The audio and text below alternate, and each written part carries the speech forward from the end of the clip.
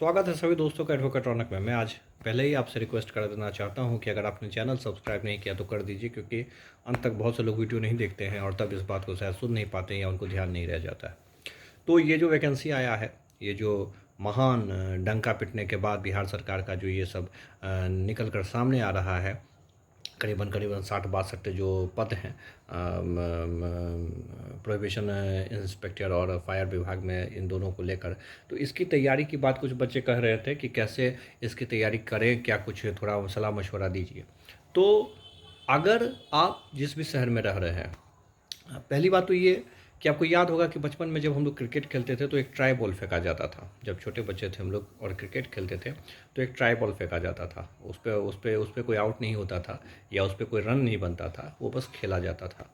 तो ये जो वैकेंसी आई है, इसका जो एग्ज़ाम तुमको देना है ये ट्राई बॉल ही है। क्योंकि हो सकता है कोई लंबी चौड़ी बात करे, बहुत मोटिवेशनल स्पीच दे कि अगर एक भी पद है तो तुम्हारा है, तो तुम ये कर दोगे, तो तुम वो कर दोगे। पर सच्चाई है कि 60-62 पोस्ट, लाखों करोड़ों विद्यार्थी, होना जाना कुछ नहीं है। होगा जिसका, उसको शुभकामना सबको, जिसका हो जाए। लेकिन ये ऐसा पद नहीं है, मतलब ये इस तरीके का सीट नहीं है कि जिसमें आपको नहीं होगा तो आप बहुत उदास हो जाएंगे या कुछ ऐसा हो जाएगा तब तो बहुत अच्छी बात है। लेकिन अगर नहीं होगा, इसको ट्राई बॉल की तरह खेलिए। आने वाले पिच पे और जो बॉल आएंगे, एक्साइज का आएगा और भी वैकेंसी आएगा, बिहार दरोगा का आएगा, डायल 112 का आएगा, उसको खेलने के लिए, खुद को तैयार करने के लिए, खुद को कॉन्फिडेंस लाने के लिए और तौलने के लिए कि बीपीएसएससी जो है वो किस तरीके का क्वेश्चन सेट कर रहा है, क्या कर रहा है, उसके लिए इस चीज़ को जो है वो आप एक ट्राई बॉल की तरह खेलिए। तो कैसे खेलना है? तो खेलना ऐसे है कि अगर आपके शहर में, अगर आप शहर में रह रहे हैं, किसी भी शहर में रह रहे हैं, पटना में, मुजफ्फरपुर में, समस्तीपुर में, कहीं पर भी, नवादा में, मुंगेर में, अगर आप रह रहे हैं और वहाँ कोई एक ऐसा कोचिंग सेंटर है जो कि दरोगा की तैयारी करवा रहा है और विगत वर्षों में आप पता लगाइए उन कुछ सीनियर स्टूडेंट से, या चाहे जैसे भी आप पता लगा सकते हो, वो विद्यार्थियों को पता चल ही जाता है कि क्या उसमें से कुछ स्टूडेंट सफल हुए हैं, क्या उनका जो तरीका है ठीक है।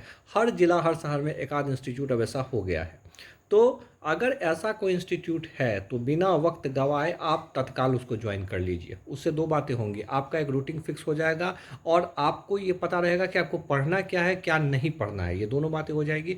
आपको जो बताया जाएगा, जो पढ़ाया जाएगा, उसके बाद आपको टेस्ट सीरीज़ भी लगाया जाएगा। टेस्ट सीरीज़ तो बिल्कुल ज़रूरी चीज़ है ये, क्योंकि अभी इतने कम सीट में, इतने कम वक्त में आप क्या घर पर बैठकर पढ़ लेंगे? आप एनसीईआरटी की कितनी किताबें पढ़ लेंगे? ये प्रैक्टिकल बातें नहीं है। जो भी ये कह रहा है उसकी बात सुनिए, पर ये संभव बात नहीं है कि आप कुछ इतना पढ़ लेंगे कि इतने कम सीट में, क्योंकि सीट की संख्या पर जब ध्यान जाता है तब पता चलता है। लेकिन जो ऐसे विद्यार्थी हैं जो गाँव में हैं और जिनके ज़िला में या कोई ऐसा इंस्टीट्यूट नहीं है, कोचिंग नहीं है, या वो आर्थिक रूप से इतने सक्षम नहीं हैं कि वो इस तरह की पढ़ाई कर सकें, उनको क्या करेंगे? और अगर उनको फी फॉर्म भरना है तो दो तरीका है। एक तो कि आप इंटरनेट पर जिन टीचर पे यकीन करते हैं, बहुत से टीचर अच्छे भी हैं, उनको अगर किसी को आप फॉलो कर रहे हैं, उनसे आप विगत में पहले के एग्ज़ामों में आपने उनसे सहारा लिया है, मदद लिया है, उनसे गाइड लिया है, तो उनको आप फॉलो कर सकते हैं। और अगर ऐसा भी नहीं है, तुम बिल्कुल एकदम ही नए हो, तब कुछ नहीं करना है। तब लूसेंट उठाओ, लूसेंट को बनाओ, 3-4 घंटा लूसेंट पढ़ो और उसके बाद 2-3 घंटा सेट प्रैक्टिस बनाओ। लूसेंट में जो चीज़ पढ़ो उसी को सेट प्रैक्टिस में बनाने की कोशिश करो।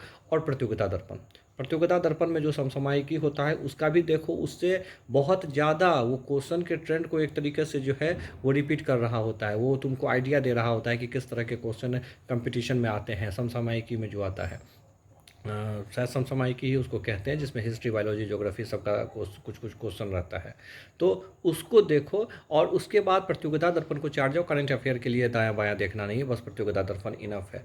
तो ये है 1 साल का प्रतियोगिता दर्पण। उसके अलावा लूसेंट पढ़ो और सेट प्रैक्टिस करो। ये उनके लिए जो कोचिंग नहीं जा सकते हैं, जो किसी शिक्षक से डायरेक्ट मुखातिब नहीं हो सकते, ये उन बच्चों के लिए है। लेकिन जो कोचिंग जा सकते हैं वो बिल्कुल कोचिंग ज्वाइन करें। ये इस चीज़ को कहा जाता है कि कोई गिलास आधी किसी को खाली लगती है तो किसी को आधी भरी हुई भी लगती है। ये जो तुम्हारा आया है 60-62 सीट पे, ये तुम्हारा एक तरीके का ट्राई बॉल है।